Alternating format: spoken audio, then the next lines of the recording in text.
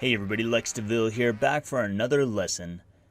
Advanced proposal writing course for Upwork, and we're going to be talking about social proof and credibility.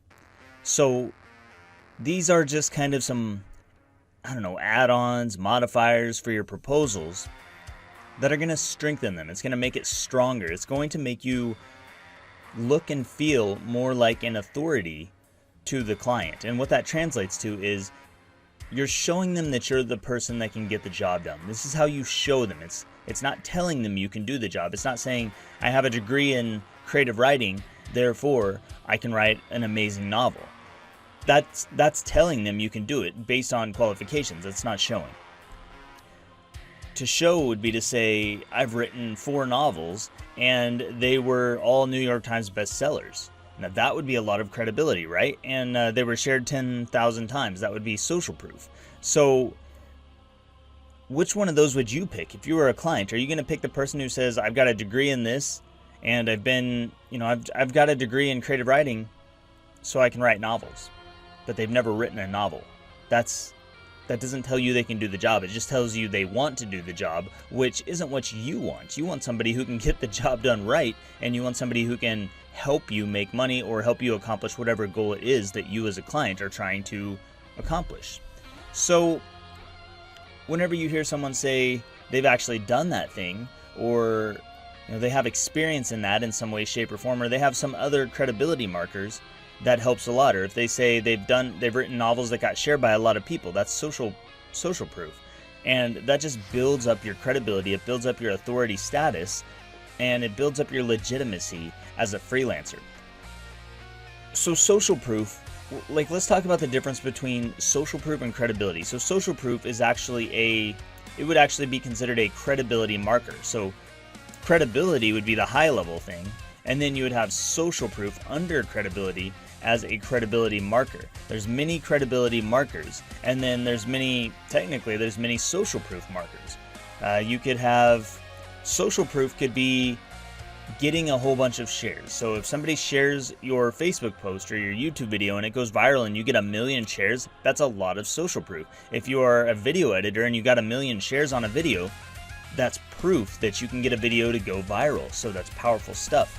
Or if you made a video but it was for a client, and so you don't directly have an example of that, but the client posted it and that got 10,000 shares, that's still virality, it's still social proof.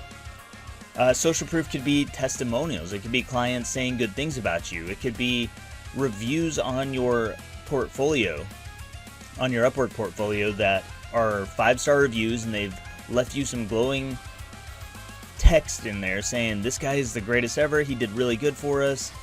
That's social proof. It's other people backing you in some way, shape, or form, backing you up, saying that yes, you are credible or you are an authority. Now you don't need them to say that, so you don't actually need, you don't have to have reviews to create social proof. You don't have to have the past client or another person directly saying that you are the best thing since sliced bread. You can actually just reference those people. So you can reference a past client by saying, I worked with a client that needed something just like what you did, and I delivered the work, and that client loved it. In fact, he loved it so much, he gave me more work, and he actually sent me some referrals, and I started working with some of his friends. Now, notice what we're doing. First of all, we're talking about having worked with a client on a similar job. So that's social, right? Because we've already worked with a person on something like this, and that person liked it, so they gave us more work. So that's more proof coming in from this person. You can name drop the client if they're a big celebrity. That kind of helps add some proof to your social proof. It kind of adds some oomph to it. If you can say, I worked with, who's a good person? I don't know. I wrote part of Tony Robbins' novel. If I name drop like that, that's a big social proof marker, and it's also a big credibility marker.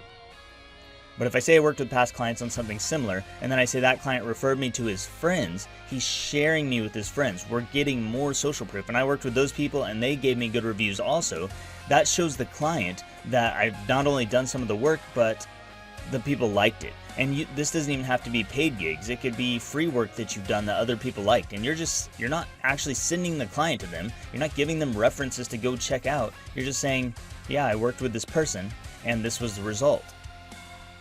If you don't have any social proof, then you may need to look to other credibility markers to kind of back you up. And I tend to think that like the more credibility markers you have, the better. You don't really just need social proof. I just like to mention that one because it's often an easy one that a lot of freelancers have because you've already worked with people. Credibility markers, there's a lot of stuff that can prove that you are a credible authority. What might prove that to a client though? We have to look at what is relevant to the client and the job that they're needing done. So if the client needs a creative writer for romance short stories, valuable credibility markers might be that you've written 25 romance novels and that 10 of those were werewolf romance short stories.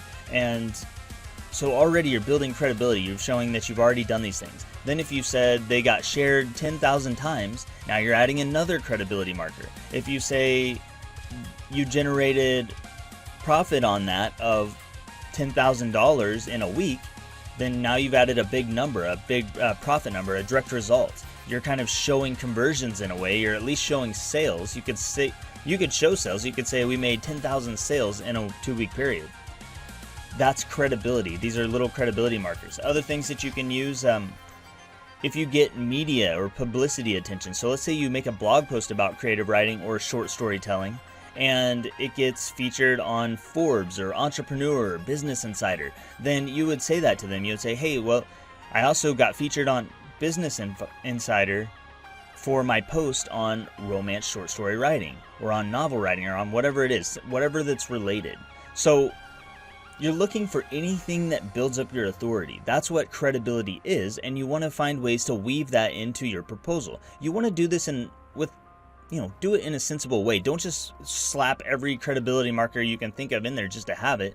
Your education can be a credibility marker. So if you have a degree in creative writing, that could be valuable here. But if your degree is in nuclear physics, don't list that. They don't care. That's not relevant. If your work history is working as an editor for Barnes & Noble or some other, some big publishing company, if you are J.K. Rowling's editor, definitely list that. But if you worked at McDonald's last year, or you've worked at McDonald's for 10 years, don't list that. That's not going to be relevant to a creative writing or short story job. So you want to list relevant social proof, relevant credibility markers.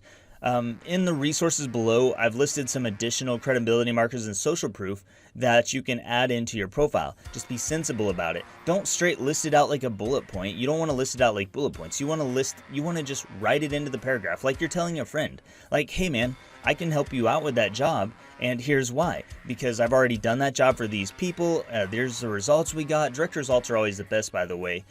People referred me, and we had a great time, and they gave me good feedback. So that's credibility and social proof. And as you weave these into your profile, the more relevant they are, and the more credibility you add in there, the more authority you're going to have. The client's going to say, yes, this person hit this point and this point and this point and this point. They are definitely competent enough to do this job. That makes me confident that they can do the job. Therefore, I am comfortable moving forward with them, and that's when you're going to get the interview. That's all I've got for this lesson. Thank you so much for watching. I am Lex DeVille, and I will see you in the next lesson.